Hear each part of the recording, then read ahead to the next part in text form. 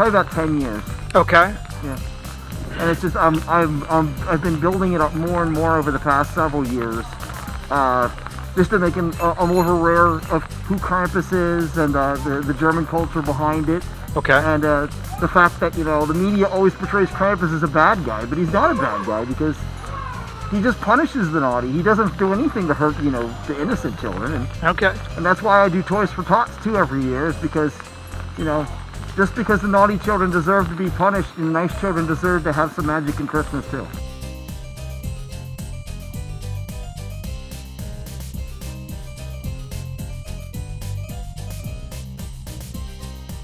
Well, the fact that, you know, that there are supposedly hybrid human monsters, which is kind of what Krampus is, you know? Yeah. And the fact that, you know, there are things out there that people not necessarily don't see, and, you know, some people say, well, if I don't see it, I don't believe it exists. And like, well, that includes gravity and air and all that kind of stuff. True. So, I mean, there have been creatures that they thought have been extinct for literally thousands of years, and they suddenly find them.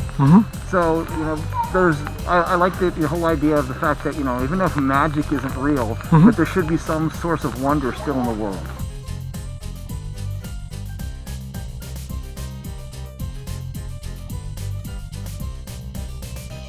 Oh, this is pretty much, it's a small community, but it, you know, they kind of overlap with the fairy community and with the pagan community. They all kind of overlap each other because you see people at different events the same from each one of those. And Okay.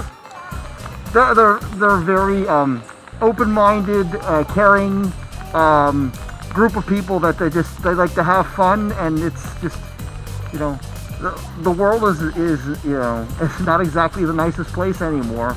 So it's nice to have a little bit of you know, magic and wonder that you can bring into, you know, your daily life, even if it's just for a couple hours in an event.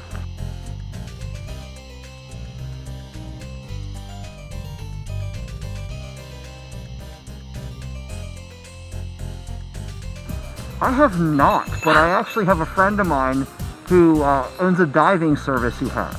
Really? Yes. Cool. He actually does salvage and recovery diving.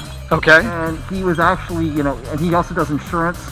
Like if a boat goes down, the insurance company will pay him to go and look at it and see if it was scuttled, you know, if the owner was just trying to get rid of it or stuff like that. And he was, I'm trying to remember where he was. It was on the northern part of the Chesapeake Bay, and it was a fishing boat that had gone down. The insurance company paid him for. And, you know, he's down there by himself taking video footage and everything else, and he kept hearing this loud bumping. And he's like, you know, is something in there? So, you know, he went over to the ship, and as soon as he got close to it, he said, because it's so murky down there, is he just, this huge fin, you know, he, you know, went crossed the edge of his vision, that he was like, what? And then by the time that he was able to turn his camera around, it was gone because, you know, Chesapeake Bay water is not exactly the clearest. So. Yeah. Like Loch Ness. Yeah, so he attributes it to Chessie because he said it was a huge fin.